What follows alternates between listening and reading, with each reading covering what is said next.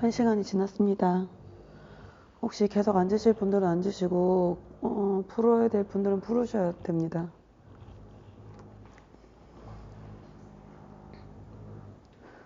희영씨 혹시 고구마 땡소리 났는데 근데 그거 뒤집어야 돼요 혹시? 모르겠어. 그 선미씨가 나가면서 누구한테 맡겨놓고 한다는데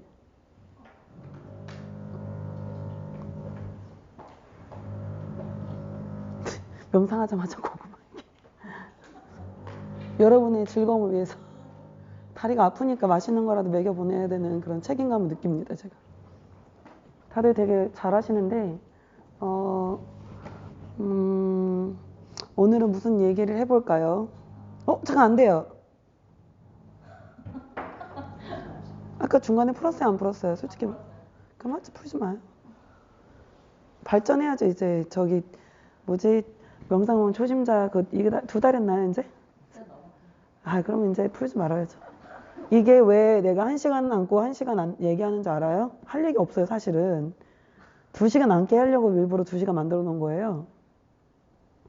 나 안 쳐다봤는데 이제. 언제는 좋다면서요. 아니 저기 고구마 좀 뒤집어야 될 것 같아요. 고구마 현보스에 뒤집으러 갔는데 그러니까 우리 절에 오면은 다들 명상하다가 모든 청소와 봉사활동에 너무 적극적이 되더라고요. 아니 제가 해도 돼요 스님 하면서 벌떡벌떡 일어나는데 여러분 한 주 어떻게 잘 지내셨어요? 저희 5층에 공사하고 있어서 좀 시끄럽죠? 몰랐어. 너무 아파서요? 아니 5층 소리일까? 5층 소리가 2층까지 들릴까? 네 맞아. 이게 진동하니까. 저희가 공지를 올리긴 했는데 브런치에다가 제가 5층에 지금 공사를 하고 있어요. 무슨 공사인지 아는 사람? 예. 사실은 이게 조금 어떻게 생각하면 조그만 포교당이잖아요. 뭐 조계종같이 큰 어떤 조직이 있는 것도 아닌데 여기 한국에 온 지 지금 한국은 몇 년 됐지? 20년에 왔죠. 20년 4월 말에 와가지고 그러니까 제가 20년 4월에 오고 현지 스님이 21년 초에 왔나? 하여튼 막 되게 사실 저희가 여기 한국 온 지 얼마 되지가 않았는데 다단계 마냥 막 기하급수적으로 인구가 늘다 보니까 어쩔 수 없이 그게 여기 몇 년에 왔지? 21년? 여기요? 21년 7월? 21년 8월 맞아. 8월 말. 8월. 8월 말에 왔는데 5층에 8월 말에 왔는데 5층이 너무 비좁아가지고 그러니까 오자마자 그 해 3개월 안에 있다가 여기 2층으로 늘리고 공사를 겨울 내내 해가지고 2층에 왔더니 2층이 또 좁아가지고 5층을 늘리기 시작했어요.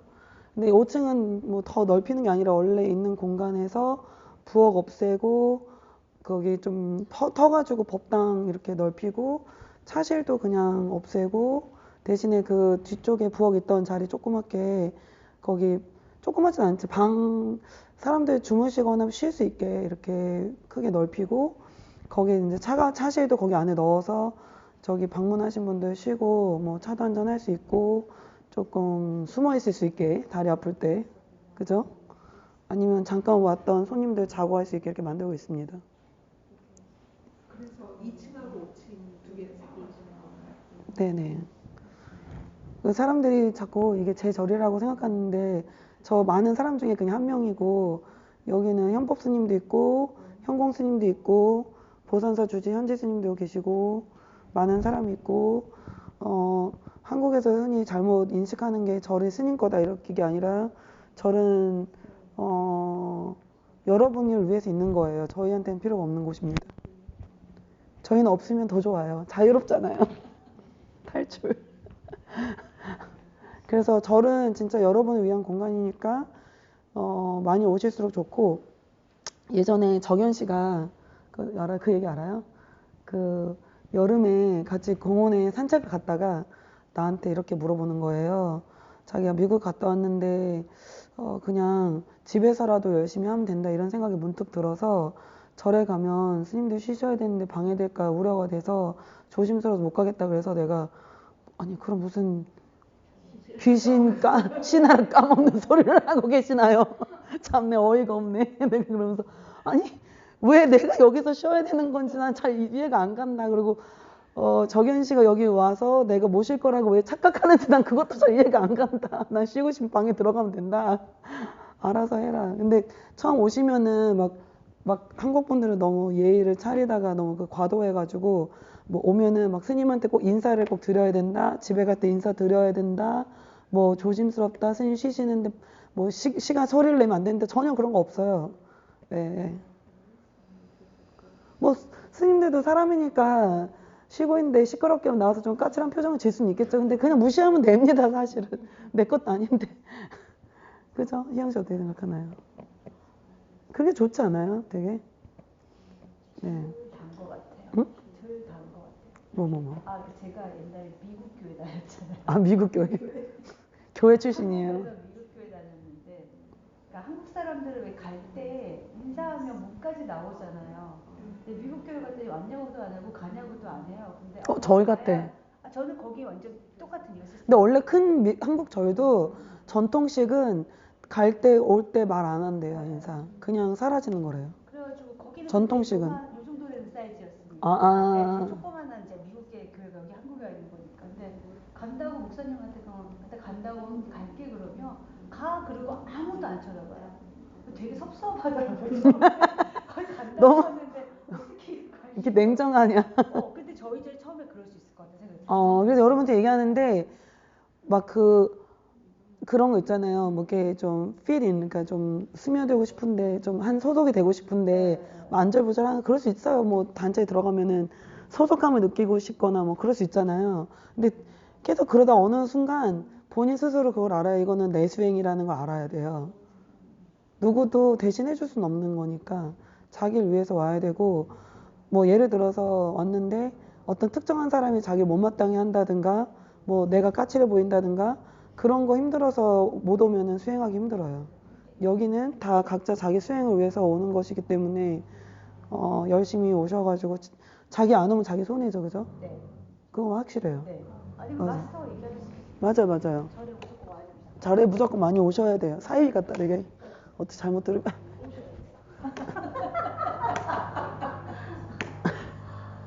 뭔가 어둡다 했어, 그죠? 됐다. 하여튼 그래서 중요한 거는 여러분이 많이 오실수록 좋다는 거. 그리고 이게 참 잘 된 게 5층 법당을 넓히기 전에는 여기를 이렇게 막 좀 이렇게 자유롭게 막 냉장고도 갖다 놓고 하기가 좀 어려웠던 게 막 영화생 오신 법문도 해야 되고 하니까 공간이 되게 막 부족하잖아요. 근데 이제 법당을 넓히니까 여기가 뭔가 더 자유롭게 여러분이 쉴 수 있는 그런 공간이 돼가고 있어요. 그리고 법당에서는 또 연불 하고 명상도 하고 아마 저기 공사가 끝나면 아무 때나 오셔서 명상하고 가시면 엄청 좋을 것 같아요. 5층에 넓으니까. 예전에는 좀 답답한 감이 있었는데 하여튼 그렇고 뭐 얘기가 되게 됐지? 하여튼 그래가지고 정현 씨한테 내가 왜 갑자기 귀신 신하나 까먹은 소리 하냐, 하루 이틀 본 사이도 아닌데 뭐 그냥 오면 된다. 그리고서 내가 뭐라 했냐면 그게 장애라고. 그런 식으로 못 오게 하는 거라고. 생각으로 심어져가지고. 그래서 그 얘기를 한 이후로 그분이 진짜 여름 내내 매일 출근하실 줄 왔어요. 근데 내가 속으로 생각한 게 이렇게 좋은 데인데 영화생이 오셔가지고 법문하고 그럴 때 다 많이 올 것처럼 그러더니 5월에 영화생이 미국으로 가시고 나니까 미국에 가시고 나니까 여름에 정현 씨 한 명만 매일 오고 아무도 안 오는 거라서 이렇게 좋은 저렇게 저기 수행하기 좋고 명상하기 좋은 공간이고 와도 왜 안 왔냐 말도 안 하고 다 각자 그냥 자유롭게 내버려 두고 되게 좋은 데인데 왜 안 올까 그랬는데 얘기 안 하고 옆에 사람도 얘기해요. 왜 안 오냐고. 왜 왔냐 안 왔냐 옆에 사람도 얘기할 수 있어요. 스님들 얘기. 나는 왜 안 하는데 제가자들이 바빴어요. 근데 이거를 여러분이 명시해야 되는 게 각자 제가자마다 자기 생각이 있는데 적당히 걸러 들으면 돼요. 그건 그들의 생각이니까 그들이 뭐 더 오래 다녔다고 해서 반드시 맞는 건 아니니까 각자 알아서 열심히 법문 듣고 알아서 잘 판단하시면 돼요. 저는 한국에 있으면서 한국절에 갔을 때 제일 그랬던 게 약간 우리나라 유교 문화가 물들어 있으니까 원래 오래 다니던 사람이 말하면 왠지 들어야 될 거 그런 거 있잖아요. 저희 미국 스타일이니까 오셔서 알아서 하세요 그냥. 네, 여기는 누구도 주인이 없고 다 각자 주인이에요. 더 오래 다녔다고 해서 더 많은 권리가 있거나 뭐 결정권이 있거나 뭐 그런 건 아니고 각자 다 개인 생활하고 오는 거고 절은 가장 우선적인 목적이 가장 궁극적인 목적이 여러분이 와서 명상을 하고 연부를 하고 법문을 배워서 더 좋은 사람이 되고 사회에 나가서 더 좋은 사람이 될 수 있게 우리가 도와주는 거예요. 그거보다 더 중요한 일은 없는 것 같아요. 만약에 절이 더 발전하고 뭐 건물이 커지고 원래 다니던 사람들이 기여도가 높으니까 그 사람들을 더 기분 좋게 해주고 이런 거면 그거는 바깥의 세속하고 전혀 다를 게 없잖아요. 그죠? 여기서 동의하지 않는 사람 할 수 없어요. 네, 이렇게 생겼어요. 또 질문 있으신 분? 네? 네, 질문 있으신 분? 너무 저기 쏙쏙 잘. 아, 네네. 감사합니다. I agree with you 100%. 내년 되면 틀릴 수도 있어요. 매년 바뀌어요. 항상 바뀌고 있는데. 또 뭐, 희영 씨 뭐 덧붙일 거 없나요? 아는 거? 까먹은 거 내가? 근데 아니, 여기 계시는 분들은 근데 보통 일요일 이 명상 시간만 오는데 사실은 여기서 더 발전을 하려면 자주자주 와야 돼요. 경민 씨 보면은 되게 발전하는 게 눈에 보이는데 거의 뭐 출근 도장 찍듯이 와가지고 할 일이 없구나. 아니, 할 일 있어. 할 일 있어, 나름대로. 희영 씨도 이렇게 열심히 오니까 발전은 막 하잖아요. 하여튼. 물론 직장 다니시니까 좀 어려운데, 그러니까 오실 때 일요일에도 되도록 좀 일찍 오셔서 이렇게 같이 이렇게 어울려서 밥도 먹고 법문도 듣고 그러면 훨씬 좋아요. 물론 사람마다 각자 원하는 바가 틀리니까 딱 명상만만 하셔서 그거 가지고 또 좋은 결과를 보고 더 좋은 사람이 되면 좋겠지만 만약에 좀 더 발전을 빨리 하고 싶다든가 뭔가 자기가 더 배우고 싶은 게 있다든가 그러면은 항상 문은 열려 있으니까 그렇게 하시면 되겠습니다. 또 뭐 궁금하신 거 있으신 분? 오늘도 2시간 달립니까? 화이팅! 오늘따라 아파지고 있어 보니까. 처음에 원래 그거 제가 뭐라고 하냐면 그 초장급발 개급발이라고요. 첫 끝발이 개끝발이라고. 정말 딱 그다음부터 정말 아프게 느껴져. 약간 뭐 질문 아까 기억이 안 나는데 보시하는 거보다 봉사하는 게 더 중요하다라고 느꼈다 뭐 책에 써 있다고요? 그래서 본인 생각에는 왜 그럴까요? 읽어서 뭐 그 책이 좋다고 생각하셨으면은 뭔가 이유가 있을 텐데 그 내용이 왜 그렇다고 생각하세요? 제가 몰라가지고 여쭤봤는데. 그럼 우리 그 얘기를 한번 해볼까요? 그게 그러니까 항상 뭐가 딱 절대적인 건 없지만은 그 앞뒤 내용을 봐야지 뭐 내가 기억이 안 나니까 뭐라고 썼는지는 모르겠는데 내가 썼지만 도시나 공약 이것보다 그 기부하거나 아니면 여기 살림살이 봉사하는 거 이게 더 훨씬 더 중요하다 이렇게 했는데, 그러니까 후자가 훨씬 더 중요하다 그랬는데 그거. 근데 그것만 딱 떼서 얘기를 하면 항상 기부보다는 봉사가 더 중요하다 이게 아니라 아니 기부나 봉사 그러니까 그 앞에는 뭐냐면 도시나 공양보다 도시나 공양이 전자고요. 후자는 그 기부금이나 살림살이에 대한 봉사. 그래서 왜 그렇게 썼을까? 그 앞에 내용을 전체를 다 알아야 그 경우에는 그럴 거예요 아마.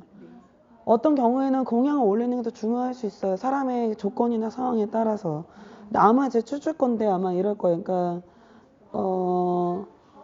그 내용이 아마 이런 거였을 거예요. 그러니까 사람들이 앞다퉈서 영화스님 오시면 영화스님한테만 막 엄청 이렇게 맛있는 음식 올리려고 엄청 하고 옆에 있는 뭐 낮은 사람이나 뭐 처음 초심자들은 그냥 내팽치고 약간 이럴 수 있잖아요.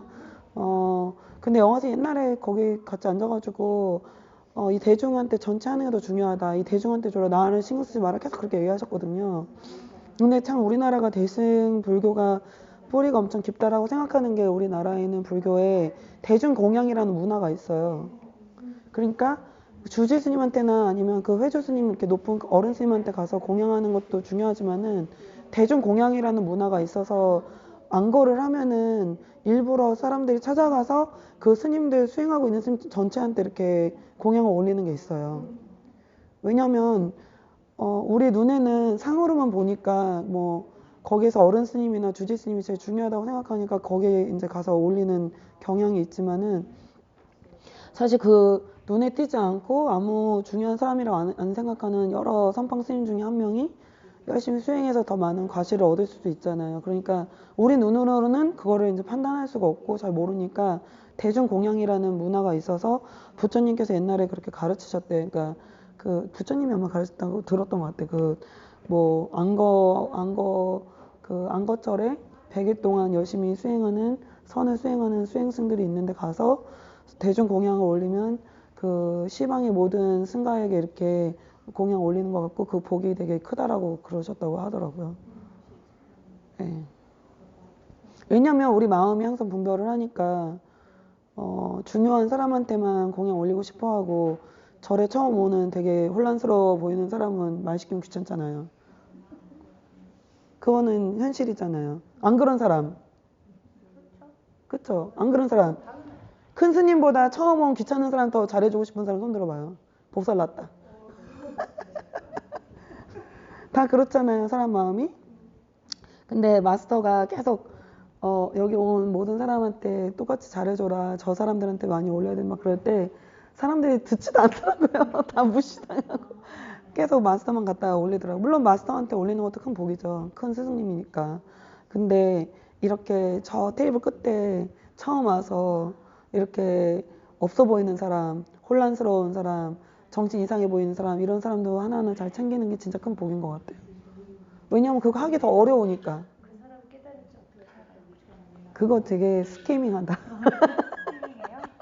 근데 그건 사실인데 그런 것도 있지만은 그거 하면서 그 행위를 하면서 내 마음 봐야 되잖아요. 내가 어떤 마음, 내가 정말 이 사람 공경하고 오면서 주는 건지 그냥 불쌍해서 한번 던져주는 건지 마스터가 시켜서 마지못해 주는 건지 여러 가지 마음이 오락내락 할 거 아니에요. 그게 더 어려운 일이잖아요.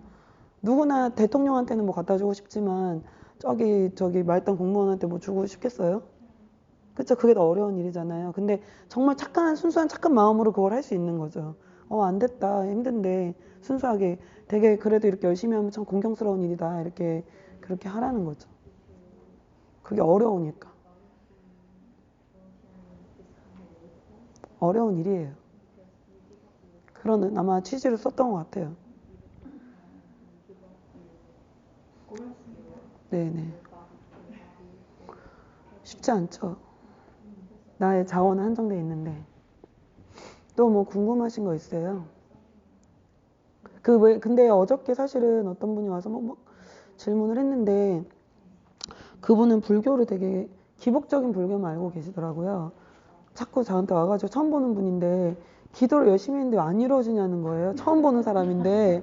근데 내가 알 수가 없잖아요. 백그라운드를 모르니까 내가 뭐 그 사람이 어떤 사람인지 평소에 얼만큼 죄를 짓고 샀는지 뭐 얼만큼 열심히 기복을 했는지 도대체 얼마의 돈을 절에 갖다 바쳤는데 알 수가 없잖아요. 그래가지고 계속 물어보는데 뭐라고 답하기가 너무 어려운 거예요. 왜 자꾸 안 이루어지냐는 거예요. 저 어디서 물어봤는데 뭐 하면은 뭐 4분의 1은 이루어진다라고 그랬더니 그래서 누가 그걸 얘기했는지 얼만큼 신빙성이 있는지 왜 그런 일은 전혀 백그라운드가 없는데 계속 그걸 물어보는 거라서 정말 답하기가 어려웠어요. 그래서 너무 어떻게 할까 그래서 내가 귀찮은 마음이 일어나면 안 되는데 착해야 되는데 나도 착각해달라고 엄청 노력하잖아요. 나도 되게 힘든 일이에요. 하여튼 그랬는데 계속 물어봐가지고 어떻게 답할까 생각하다가 그냥 앉으라고 하려다가 아무리 봐도 그걸로 안 될 것 같은 거예요. 너무 이게 그거에 완전 꽂혀가지고 앉는 걸로 뭐 이게 해결될 문제가 아닌 그래서 고민하다가 그냥 근데 기본적인 걸 얘기해줬어요. 그러니까 여러분이 진짜 이루어지고 싶은 일이 있으면은 얼마큼 비냐 뭐 왜 안 이루어진 이런 거보다 제일 중요한 건 기본 원칙이 하나 있는데 복을 많이 지어야 돼요. 복을 많이 지면요 가서 안 빌어도 생각만 올라와도 그 일이 돼요. 예를 들자면 옛날에 그거 강아지 사건. 강아지 사건. 옛날에 제가 출가하기 전에 집을 사고서 이제 강아지 한 마리만 있으면 완벽하겠다 이렇게 생각했는데, 그리고 나서 영화 선생님 뭐 도와드리려고 유럽에 같이 갔었거든요. 이렇게 명상만 하느라고. 근데 유럽 갔는데 3일 있다가 전화가 왔는데 어떤 강아지가 길 가다가 집 뒷마당에 들어와서 안 나간대요. 그래가지고 입양했어요. 어? 되게 신기하죠. 그래서 와씨 생각도 무섭다. 그래서 아무 생각이 나면 안 되겠다. 너무 잘 되니까. 저는 진짜 기복을 안 좋아하거든요.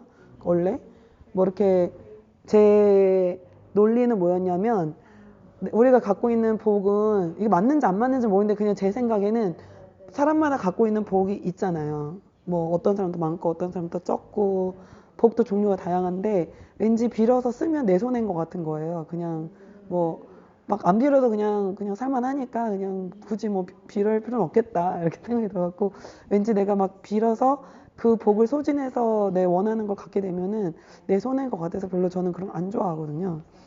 근데 이제 생각이 올라오는 건 뭐 자연스럽게 일어나니까 내가 뭐 컨트롤 안 되니까.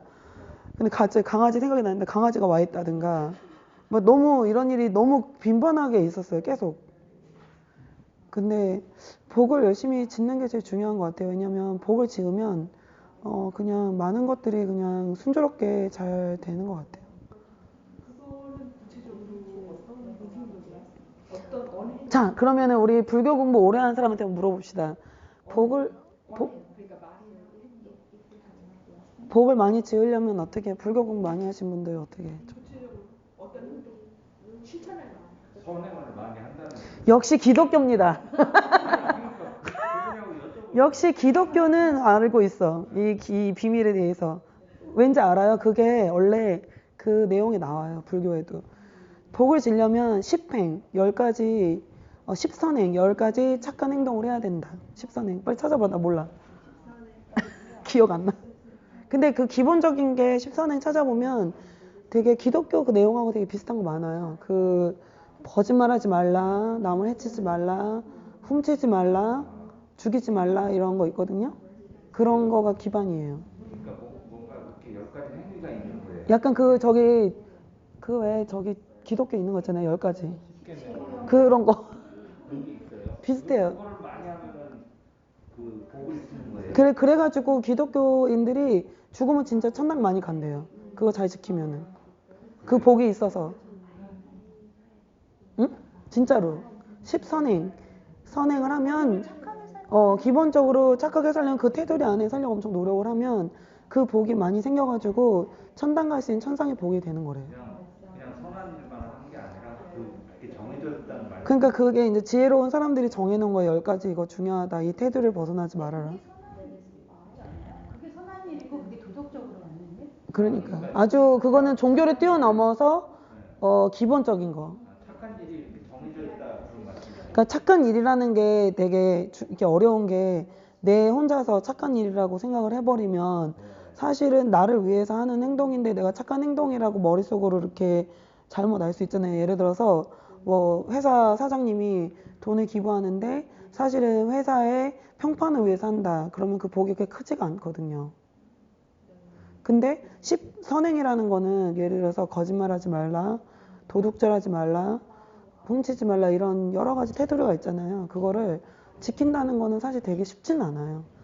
그 하루하루 살아나가면서 그런 어떤 틀을 가지고 산다는 게 되게 어렵거든요. 우리 하나하나 개인이. 그래서 그 10선행이 가장 복을 짓는 아주 기본적인 기반이에요. 그거는 계율로 그렇게 돼 있는 거죠. 계율하고 조금 다른데. 조금 다르지만 되게 비슷해요. 신고, 몸으로 짓는 업, 그러니까. 입으로 짓는 업, 그다음 뜻으로 짓는 근데 업, 세 가지로 정리돼 있고. 그리고 그게 되게 비슷해요. 굉장히. 그렇죠. 계율 안에 이렇게 있으면은, 왜냐면 계율 자체가 선을 행하고 악을 단절하는 그 테두리이기 때문에 그래서 불교에서는 오계라는 거가 있는 거죠. 그래서 그게 이제 가장 기반이 되는, 복을 짓는 기반이 되는 거예요. 왜냐면 내 스스로 혼자서는 착한 일이라고 생각하지만 아닐 수도 있거든요. 근데 가장 단순한 거는 그 계율부터 지키는 거예요.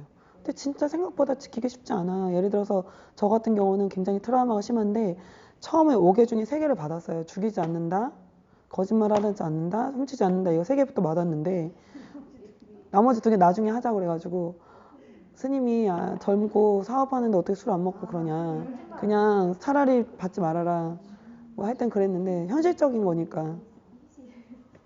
선택해서 받을 수 있어요. 네, 맞아요. 그 선화상인 귀하고 옥에 설명한 거 있잖아요. 그거 저기 번역한 거 올려놨는데 나중에 꼭 읽어보세요. 하여튼 그런데 3개를 받았는데 저거 어떤 트라우마 있냐면 받고 그 다음날 절에 가다가 차에 개가 치였어, 죽었어요. 내 차에. 근데 그게 어떻게 됐냐면 차가 좀 큰데 가고 있는데 조그만 개가 주차된 차에서 정말 보이지도 않고 이렇게 가는데 여기 주차가 돼 있는데 이렇게 갔어요, 그냥.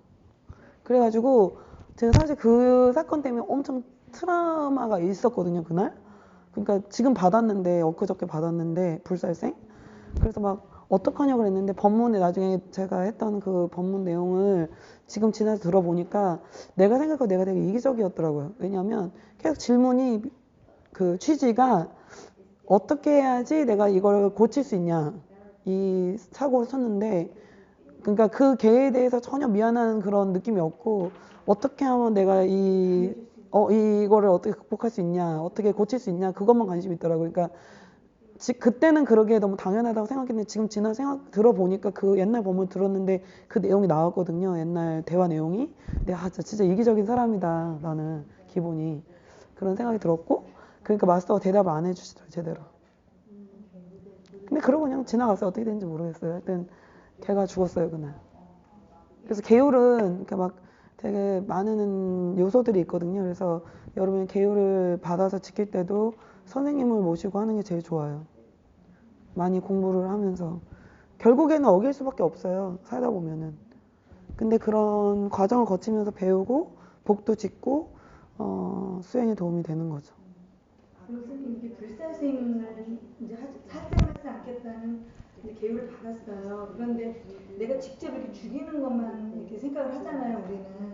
그런데 만약에 이제 그 음식이 채식을 한다 그러면은 그게 어느 정도는 내가 이제 그것도 살생을 안 하는 그거랑 상관없습니다.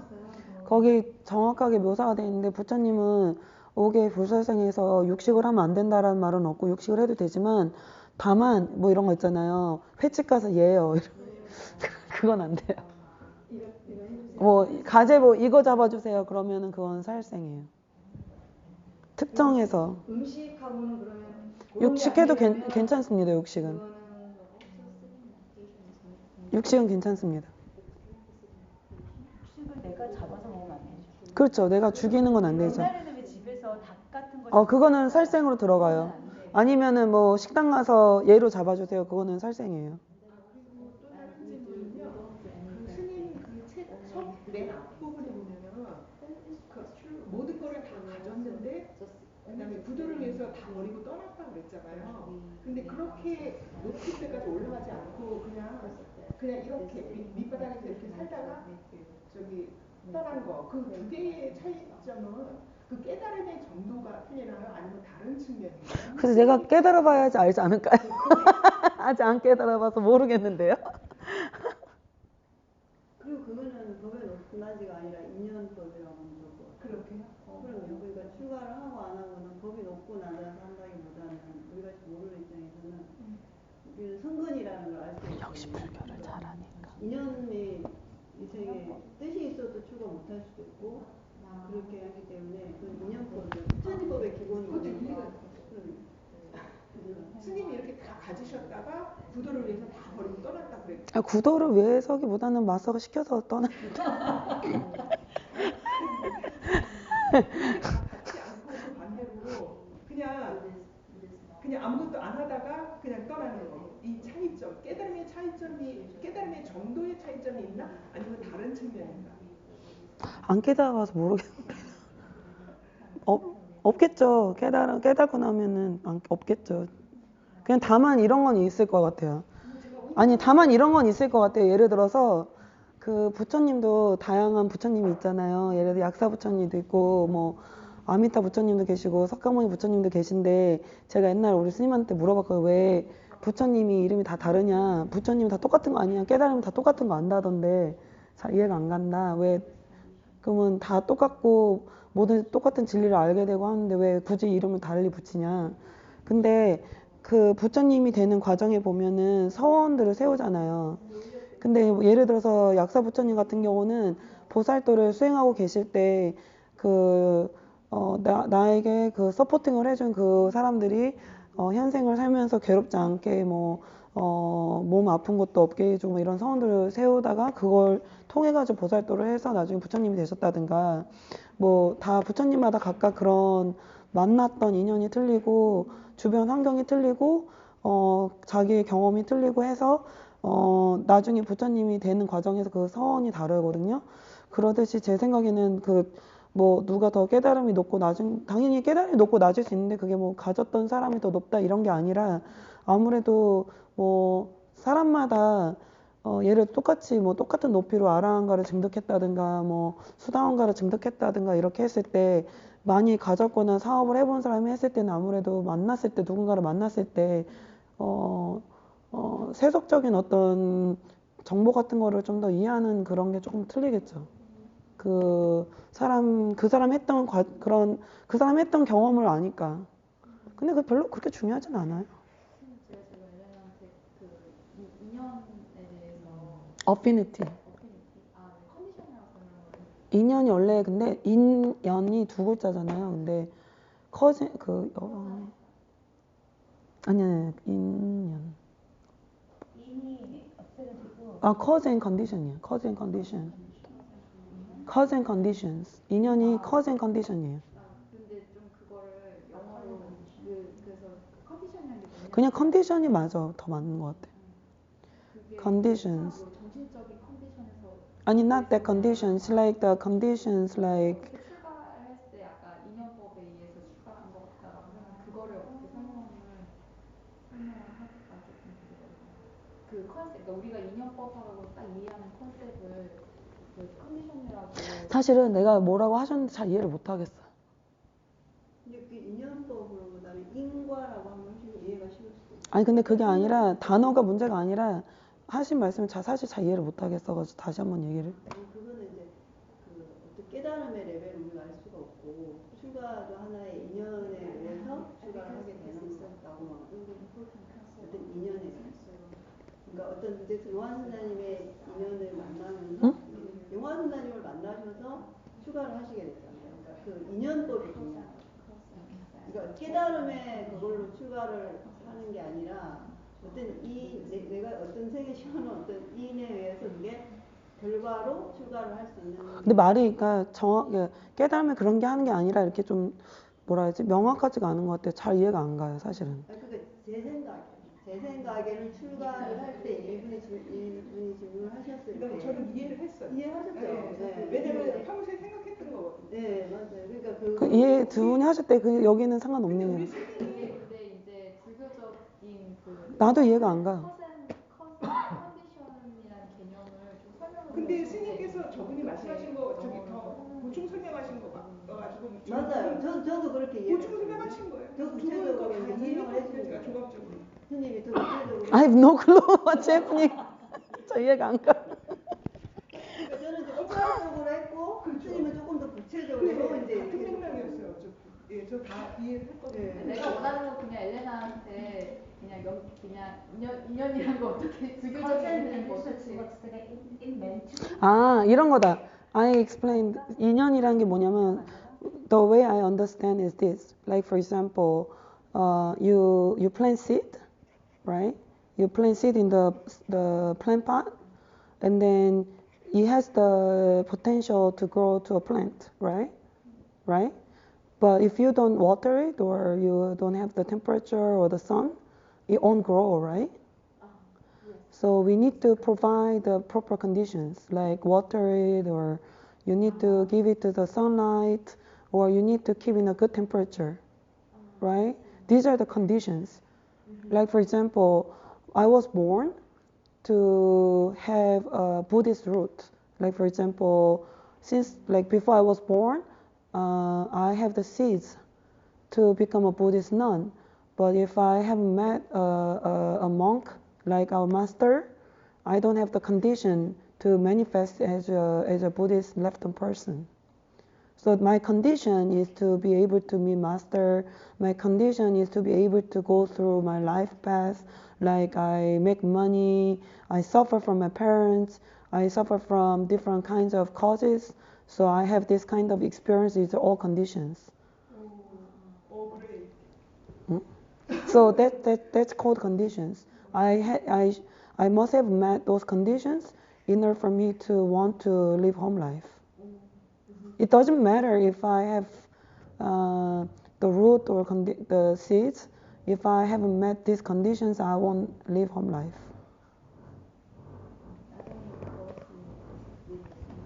But you can set up some conditions. According to your wish, you can set up some conditions. 만들 수 있는 거 아니야? 컨디션을 You 만들어 can 가지고. arrange conditions yourself. According your wish.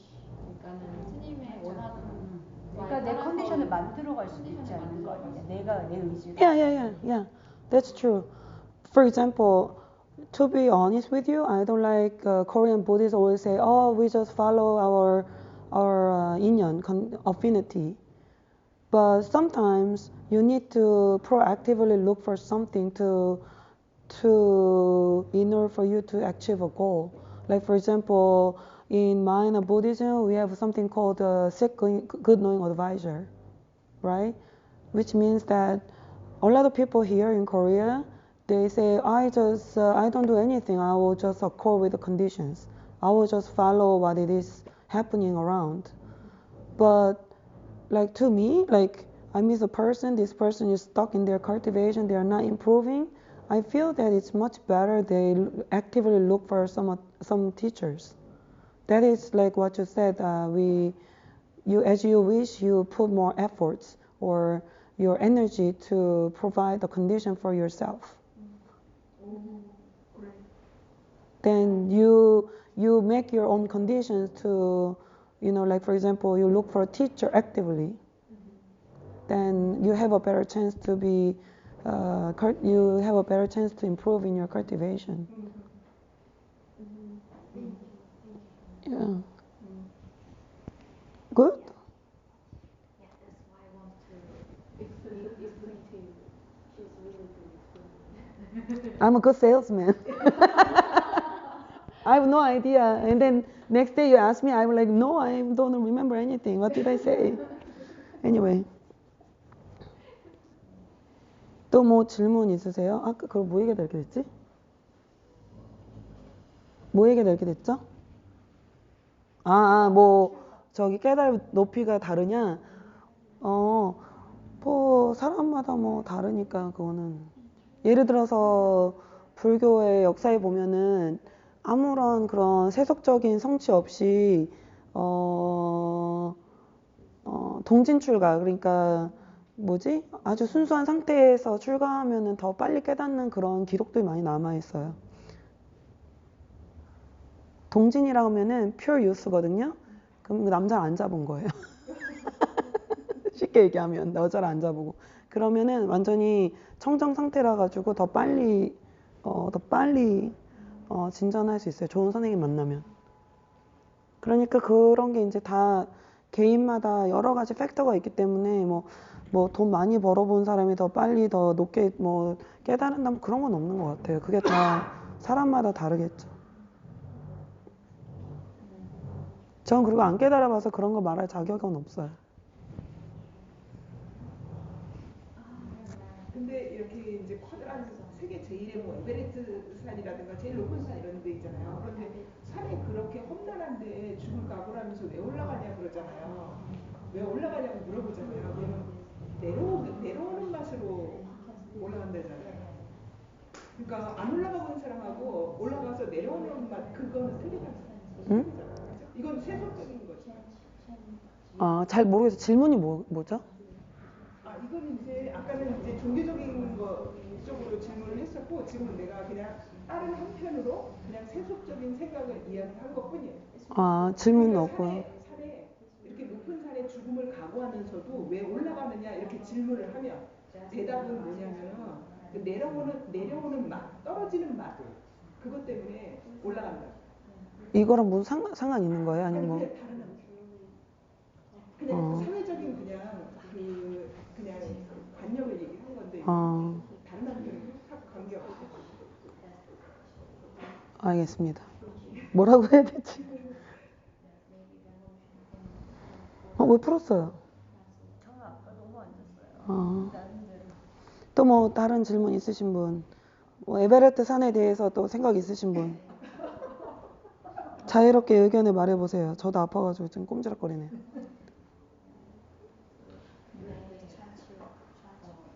제가 약간 직업상 좀 어려우신 분들을 많이 뵀거든요. 제가 아, 사회복지 업무를 하셔갖고. 지금은 이제 아예 다른 일을 하는데요. 어쨌든 이제 이렇게 보면 지금 이제 스님한테 말씀하신 게 전혀 그 사회적인 위치가 없는 사람하고 스님이 그 이제 세속에 계실 때 많은 걸 이루셨던 사람하고 그 깨달음의 그 깊이가 다르지 않겠느냐라고 물어보는 거잖아요. 근데 저는 사실은 되게 여러 상황으로 그 경제적으로 조금 어려우신 분들을 많이 뵀는데 사실은 그분들의 삶이 정말 녹록지는 않거든요. 돈이 내가 사실 어떤 복이라든지 내가 어떤 그런 쪽으로 가지고 있는 능력이라든지 여러 가지 것들이 잘 맞아가지고 경제적으로 큰 부를 이룬 사람이 힘들게 살까요? 그러니까 깨달음이 높다라는 거는 뭔가 저는 그렇게 생각하거든요. 내가 어려움에 대한 그런 극복한다, 그렇게 시련이나 뭐 여러 가지 것들 그걸 만들기 위해서 굉장히 많은 일들을 할 거 아니에요. 그만큼의. 근데 이 사회적인 위치가 없는 사람이라서 더 힘들게 살고 사회적인 위치가 있기 때문에 더 힘들게 살고 그러지는 않지 않을까 라는 생각이 들어서 오히려 가깝게 봤을 때는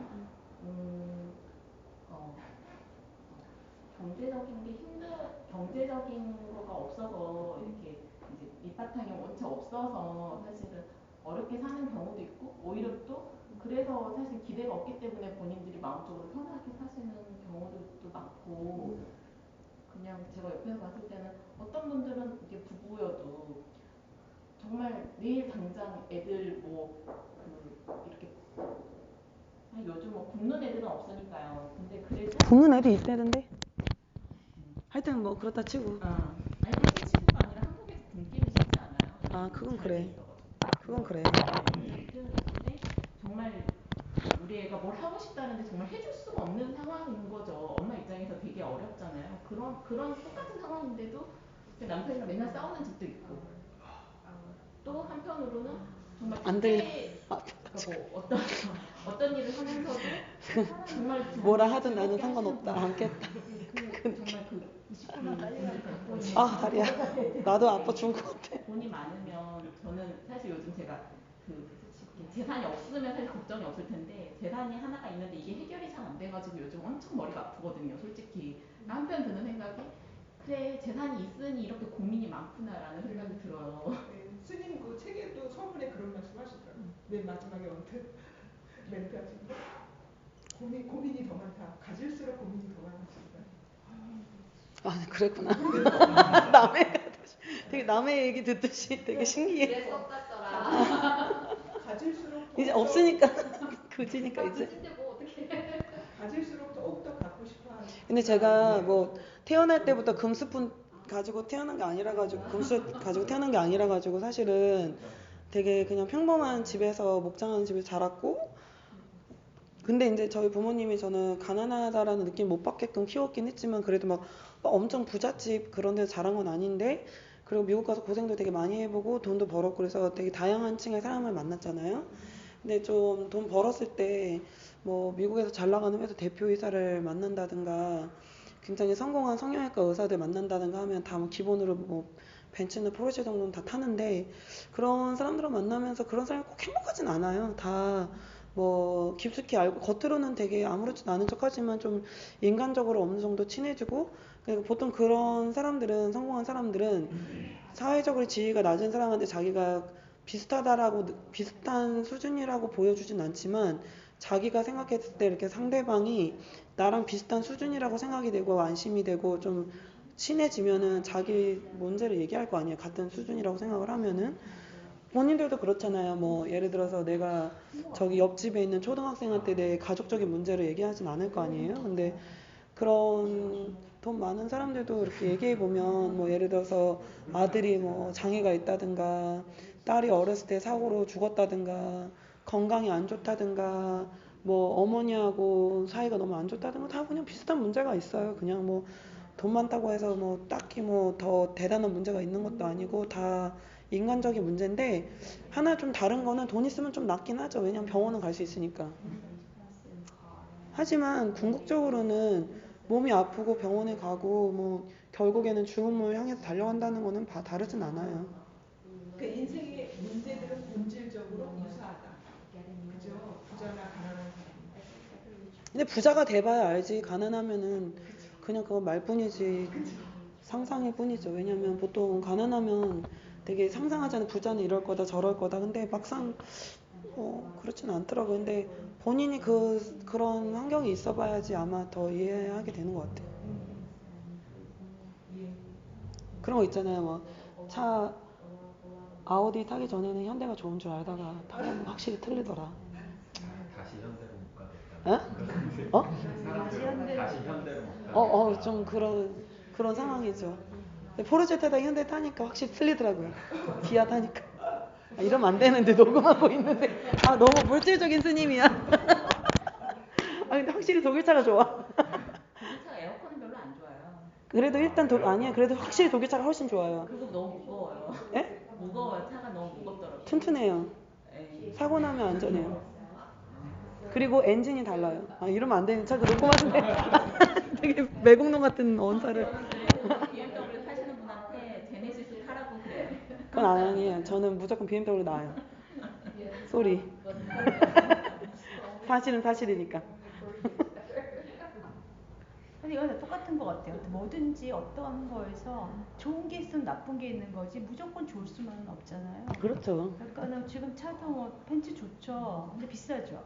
그리고 무겁죠. 기름 그런 거 많이 있어. 들고 이런 처음에 아우디를 뽑았는데 되게 좋다고 생각했는데 엔진 오일 갈러 나갔다가 에이씨 막 이러면서 너무 많이 그러니까 너무 이게 뭐 엔진 오일 값이 막 진짜 그냥 뭐 한 20% 비싸다 이런 게 아니라 되게 완전 충격 먹을 정도로 이게 차이가 엄청나게 큰 거예요. 그리고 뭐 갑자기 딱 차를 바꿨더니 보험료도 엄청 비싸지고 그러니까 이게 그냥 뭐 그 어느 정도 소득 수준이 안 되면은 돈 아무리 모아서 그 독일차를 뽑는다고 해서 그 유지가 안 되더라고요. 그 타이어 한 개당 가격도 어마무시하고 그냥 모든 게 너무 비싸가지고 뭐 제가 제일 충격 먹었던 게 이건데 포르쉐를 뽑았는데 문짝에 그 주차장에 누가 이렇게 살짝 그었는데 견적을 뽑았어요. 포르쉐 그 딜러십 가갖고 정말 눈에 보이진 않아. 진짜 요만큼 갔는데 150만 원에 그거 고치는데 그래서 뭐야 그냥 다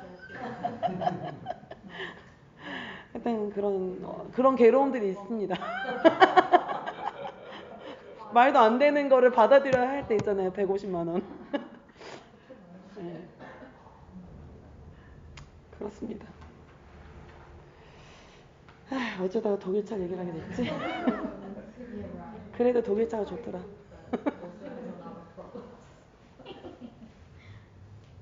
또 뭐 질문 있으세요? 근데 뭐 이런 건 하나도 안 중요하고 일단 많이 앉아야 돼요. 그리고 저기 여러분한테 이제 공지를 드리자면 제가 유튜브에 그 옛날 본문 올리잖아요. 자막 만들고 그거 많이 들으시면 좋아요.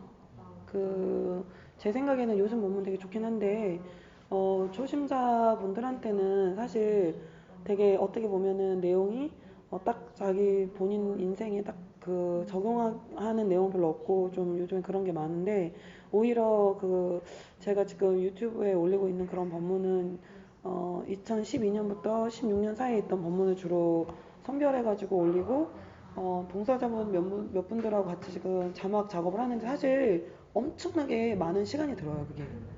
정말 많은 시간이 드는데 그만한 가치가 있는 것 같아요. 왜냐면 그 하나하나 법문에 진짜 좋은 내용이 많이 있고 여러분이 앞으로 명상하면서 기반을 다지는데 아주 중요한 그런 요소들이 있기 때문에 많이 보셨으면 좋겠습니다. 그 중에 영어로 된 것 중에 선과 카페인에 대한 내용이 있는데 이제 자막이 없어서 네, 빨리 해드리겠습니다. 네, 좀 빨리 해주시면 주문 받아 다할줄 넣었어. 그래서 다른 거 지금 막 주문이 새도하고 있어요. 뭐 이거 해달라 저거 해달라 막 난리가 저는 났어요.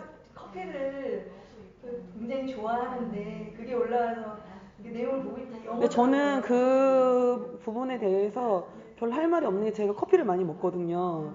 근데 옛날에 한번 진짜 마스터가 그냥 직접적으로 저한테 커피를 끊으라고 했었어요. 그래서 6개월을 끊었어요. 근데 그 당시에 그게 되게 제 수행에 도움이 된 게 좀 커피를 먹으면 에너지가 이렇게 확 올라가거든요. 근데 워낙에 업무를 많이 그때 사업할 때니까 너무 일이 많으니까 그렇게 마셔가지고 에너지 끌어올려가지고 막 일을 정말 무슨 패닉 상태처럼 이렇게 막 되게 불안한 상태를 확 올려가지고 막 미친 사람처럼 하니까 일을 많이 생산적으로 해내니까. 근데 차분하게 유지해서 그렇게 하기가 되게 어려운 거예요. 너무 일이 많으니까.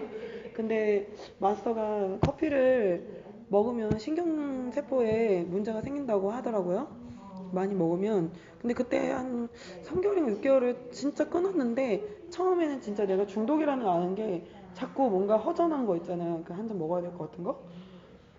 근데 어느 정도 되니까 되게 마음이 그러니까 커피를 먹을 때는 올라갔다 내려갔다 이게 기복이 크다가 커피를 끊으니까 이게 되게 좀 평탄해지는 그게 있더라고요. 많이. 한 잔 정도 안 먹었었는데 이제 피곤하면 그것부터 타게 되더라고요. 커피부터. 근데 그렇죠. 안 먹으니까 머리가 너무 아픈 거예요. 그거 뭐지? 금단 현상이지 그게.